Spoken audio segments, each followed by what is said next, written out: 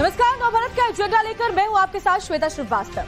आज बंगाल में हुमायूं कबीर ने अपनी नई पार्टी का ऑफिशियल ऐलान कर दिया और आज ही उनकी बंगाल विधानसभा की सदस्यता भी रद्द कर दी गई। इसके साथ ही दावे सामने आ रहे हैं कि हुमायूं कबीर की नई पार्टी के वजूद में आने से ममता बनर्जी को सीधा नुकसान होने जा रहा है, क्योंकि बंगाल की सियासत में ममता बनर्जी की सबसे मजबूत दीवार यानी मुस्लिम वोट अब सबसे बड़े सवालों में घिर गई है। तो क्या मुस्लिम वोट बटेगा, ममता फंसेंगी और फायदा बीजेपी को होगा? जवाब आपको इस रिपोर्ट में मिलेगा।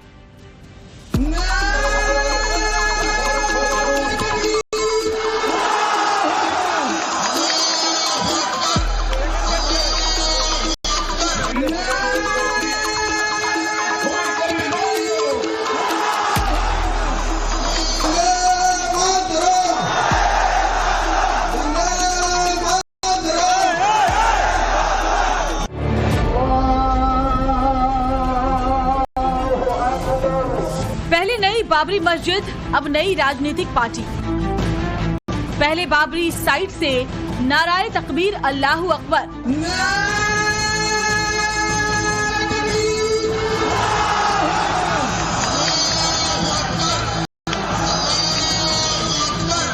अब नई पार्टी के बंद से वंदे मातरम का उद्घोष।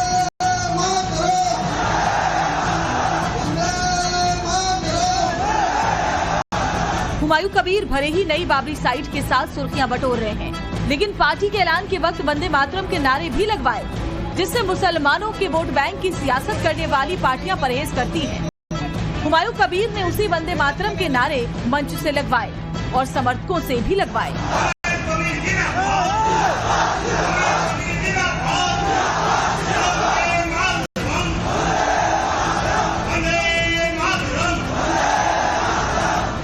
मौका नई पार्टी के ऐलान का था। मंच पर हुमायूं के सिपहसालारों का जमावड़ा था। मंच के सामने ताली बजाने वालों की भीड़ थी। भीड़ में ओवैसी की पार्टी AIMIM के कार्यकर्ता भी शामिल थे। पश्चिम बंगाल के मुर्शिदाबाद में बाबरी मस्जिद की नींव रखने वाले हुमायूं कबीर ने अपनी नई राजनीतिक पार्टी का ऐलान कर दिया। इस ऐलान को क्यों ममता बनर्जी की सबसे मजबूत दीवार यानी मुस्लिम वोट बैंक में दरार की चुनौती के तौर पर माना जा रहा है, इसे आगे बताएंगे। लेकिन उससे पहले नई पार्टी की घोषणा के समय की इन तस्वीरों को देख लीजिए। बाबरी के बाद बंगाल के मुसलमानों के बूस्टर सपोर्ट से बम बम कबीर का कॉन्फिडेंस देखने लायक था। हाथ में माइक लेकर मंच पर एक छोर से दूसरे छोर तक घूमते हुए हुमायूं ने अपनी पार्टी को बंगाल की नई सियासी तकदीर करार दी। कबीर ने अपनी पार्टी का नाम जनता उन्नयन पार्टी रखा है। पार्टी का नाम तय करने के साथ ही हुमायूं कबीर ने चुनाव आयोग से 3 सिंबल का विकल्प भेजा है, जिसमें एक टेबल, एक नारियल का पेड़ और एक कांटा लगा गुलाब फूल।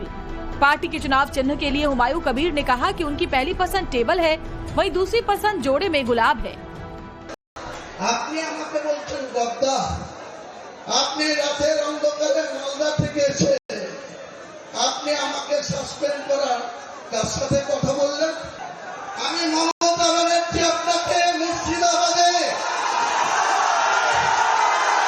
2011 একটা পেয়েছিলেন। पार्टी का नाम तय हो गया, बहुत जल्द पार्टी का निशान भी तय हो जाएगा। लेकिन उससे पहले ही हुमायूं कबीर ने मंच से ही कुछ सीटों पर अपनी पार्टी के उम्मीदवारों के नाम का भी ऐलान कर दिया। लेकिन सबसे अधिक चर्चा मुख्यमंत्री ममता बनर्जी के नाम हुमायूं कबीर के दिए चैलेंज की हो रही है। মমতা বন্দ্যোপাধ্যায়কে আমি চ্যালেঞ্জ করছি, আপনার সৎ সাহস থাকলে, সততা থাকলে আপনি বিশ্ববাবুকে ডেট দেন, আপনার সময় মতো বের করুন। আমাকে ডাকলেই বিশ্ববাবু মেসেজ দিলেই আমি কলকাতায় চলে যাব, স্টুডিওতে বসে। जिस वक्त मुर्शिदाबाद में हुमायूं कबीर अपनी नई पार्टी का ऐलान कर रहे थे, उस वक्त कोलकाता में उनकी विधानसभा सदस्यता को रद्द करने का भी फैसला सुनाया गया। नई बाबरी एपिसोड से पहले तक हुमायूं ममता बनर्जी की पार्टी TMC के विधायक थे। फिर बाबरी की नींव की बुनियाद डालने से पहले उन्हें निलंबित कर दिया गया। अब नई पार्टी के साथ वो बंगाल के उस राजनीतिक ढांचे को ढहाने की चेतावनी दे रहे हैं, जिसकी नींव पिछले 1.5 दशक से ममता बनर्जी ने मुस्लिम वोट की एकजुटता पर खड़ी की थी।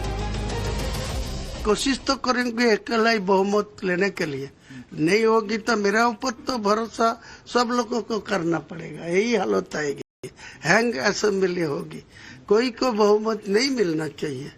मिलेगी तो मेरा पार्टी मिलेगी, नहीं तो सब लोग को मेरा पीछे रोकने के लिए बोलूंगी। 30% वोट वाला मुस्लिम वोट बैंक बंगाल की राजनीति तय करता रहा है। ममता बनर्जी अब तक मुस्लिम वोट को एकजुट करने में कामयाब रही हैं, लेकिन अब हुमायूं कबीर ने ममता के खिलाफ मोर्चा खोल दिया है। न सिर्फ मोर्चा खोला है, बल्कि नई बाबरी की नींव रखकर खुद को बंगाल में बड़े सियासी मुस्लिम चेहरे के तौर पर आगे किया है।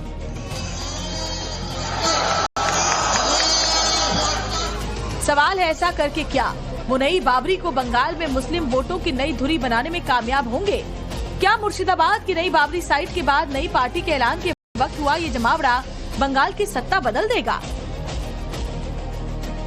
क्या सच में हुमायूं कबीर ममता बनर्जी के सामने मुस्लिम राजनीति का नया ओवैसी बनने की राह में है? बंगाल में नई बाबरी की बुनियाद खोदने वाले हुमायूं कबीर ने कहा कि उनकी पार्टी आम लोगों के विकास और मुस्लिमों के हक की आवाज उठाएगी। हुमायूं ने मुसलमानों से मुखातिब होकर साफ साफ शब्दों में कहा कि अब मुसलमान ममता के बहकावे में नहीं आएंगे, क्योंकि मुसलमान समझ गए कि ममता सिर्फ उनका वोट लेती है, लेकिन उनके लिए कुछ करती नहीं है। हुमायूं कबीर जो पॉलिटिकल मैसेज बंगाल के मुसलमानों तक पहुंचाने में लगे हैं, क्या वो जमीन पर पहुंचा है? क्या मुसलमानों का मन ममता को लेकर सच में बदलने वाला है? जब यही सवाल नवभारत संवाददाता ने हुमायूं की नई पार्टी के ऐलान की सभा में पहुंचे मुसलमानों से किया, तो क्या जवाब मिला, इसे आगे सुनवाएंगे। लेकिन उससे पहले हुमायूं के मंच पर मौजूद रहे ओवैसी की पार्टी के इस नेता को सुन लीजिए। कितने लोग आए हैं यहाँ पे? अभी तक तकरीबन उन्होंने पर्सनल खुद गाड़ी करके 5-6 हजार आदमी अभी तो दिखाई दे रहा है। AIM के पहुंचे हुए। AIM का पहुंचे। तो लोगों की क्या डिमांड हो रही है? लोग क्या चाहते हैं? लोग चाह रहे हैं कि गठबंधन हुमायूं जी से गठबंधन हो, मिल के लड़े, ताकि आसानी से बीजेपी और TMC को हरा सके। हुमायूं कबीर बंगाल में कोई बाहरी चेहरा नहीं है, वो उसी मुस्लिम राजनीति से निकले हैं जिसे ममता बनर्जी बरसों से अपने कंट्रोल में मानती रही हैं। लेकिन अब हुमायूं कबीर खुद को बंगाल का ओवैसी बता रहे हैं, और हुमायूं की यही लाइन ममता के लिए सबसे ज्यादा खतरनाक मानी जा रही है। अगर हुमायूं कबीर की पार्टी का ओवैसी की पार्टी AIMIM के साथ बंगाल में गठबंधन हो गया, तो इससे ममता की मुश्किलें जरूर बढ़ सकती हैं। वजह है AIMIM के असदुद्दीन ओवैसी का रिकॉर्ड। बिहार विधानसभा का चुनाव, ओवैसी की पार्टी को बिहार में भले ही 5 सीटों पर जीत मिली, लेकिन 2 दर्जन से अधिक सीटों पर मुस्लिम वोट काटकर विपक्ष यानी महागठबंधन की हार पक्की कर दी। ऐसे में अगर हुमायूं कबीर और ओवैसी की पार्टी साथ आकर बंगाल में 5-7% मुस्लिम वोटों को काटने में कामयाब हो जाती है, तो इससे ममता बनर्जी को बड़ा नुकसान हो सकता है। TMC को खिलाफ जो लड़ना चाहते हैं, बीजेपी को जो रोकना चाहते हैं बंगाल को सत्ता में आने के लिए, सब लोगों को साथ में कोई दुश्मनी नहीं है, किसी को साथ मेरा कोई प्रॉब्लम नहीं है गठबंधन करने के लिए। उनको तो आगे बढ़ना चाहिए ना। बाबरी मस्जिद बनाने के बहाने हुमायूं कबीर मुर्शिदाबाद के मुस्लिम वोटों को साधने का दांव चला, तो अब नई पार्टी बनाकर बंगाल के मुस्लिम वोटों का ध्रुवीकरण करने के सियासी मिशन पर है। इस तरह से उनकी नजर बंगाल के 30% मुस्लिम वोटों पर है, जो बंगाल में बनर्जी का कोर वोट बैंक रहा है। बंगाल में करीब 30% मुस्लिम वोटर हैं, जो 294 सीटों में से करीब 100 पर निर्णायक भूमिका में है। नई पार्टी के ऐलान के वक्त हुमायूं कबीर ने ये दावा भी किया कि उनकी पार्टी 100 सीटों पर जीतेगी। 2010 के बाद से ही बंगाल में मुस्लिम वोटर TMC का कोर वोट बैंक माना जाता रहा है। ममता बनर्जी की लगातार 3 बार जीत में मुस्लिम वोटरों की बड़ी भूमिका रही है, लेकिन बाबरी मस्जिद के मुद्दे पर हुमायूं कबीर की पार्टी मुस्लिम वोटों को जरूर बांट सकती है, क्योंकि हुमायूं कबीर अब नई पार्टी बनाकर सीधा मुकाबला करने का दावा कर रहे हैं, खासकर उन इलाकों में जहां मुस्लिम आबादी अधिक है। हुमायूं कबीर को सीधे ममता बनर्जी को चुनौती देने का हौसला यूं ही नहीं मिला है, ये हौसला इन नमाजियों को देखकर मिला है। अभी नई बाबरी की नींव भी ठीक से नहीं खुदी, तभी यहाँ लाखों लोग नमाज के लिए इकट्ठा हुए। सोचिए, जब यहाँ नई बाबरी की दीवार खड़ी होने लगेगी, फिर कितने मुसलमानों को खींचने वाला ये मैग्नेट बनेगा। वहीं दूसरी ओर बीजेपी के नेता बंगाल में हिंदू वोटों को एकजुट करने में जुटे हुए हैं। बीजेपी को लाइए, वो मस्जिद मंदिर बनाइए, लेकिन बाबर का नाम लिखने नहीं दूंगा। बीजेपी बाबर का नाम पश्चिम बंगाल में लिखने नहीं देगा। बीजेपी को लाइए, ममता रहेगी तो बाबर का नाम लिखा जाएगा। बीजेपी कह रही है कि बंगाल में ममता बनर्जी रहेंगी तो बाबर का नाम लिखा जाएगा। वहीं हुमायूं कबीर का दावा है कि फरवरी में वो 1 लाख मुसलमानों से पवित्र कुरान पढ़वाएंगे।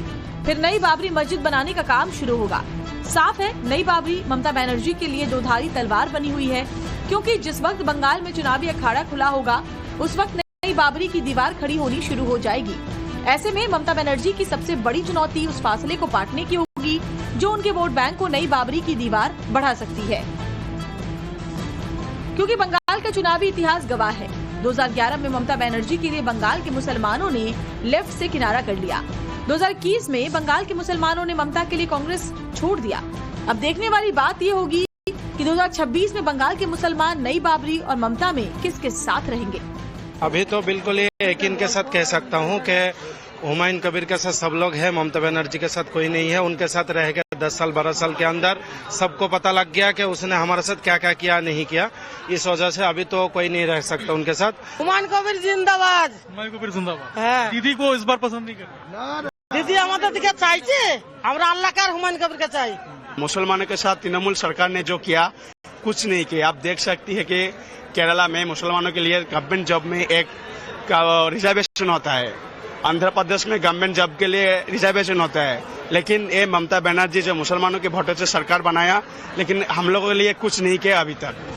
बंगाल में अगले साल चुनाव है, उससे पहले बाबरी और अब हुमायूं कबीर की नई पार्टी और उस नई पार्टी को ओवैसी के AIMIM का संभावित साथ तिहरी चुनौती बनकर सामने आएगी, क्योंकि नई बाबरी की बुनियाद के बाद नई पार्टी का ऐलान और ऐलान के वक्त लाखों लोगों के आने से ये साफ हो गया कि हुमायूं कबीर ने बाबरी के नाम पर बंगाल के मुस्लिम समाज को एकजुट करने में अभी कामयाबी दिखाई है।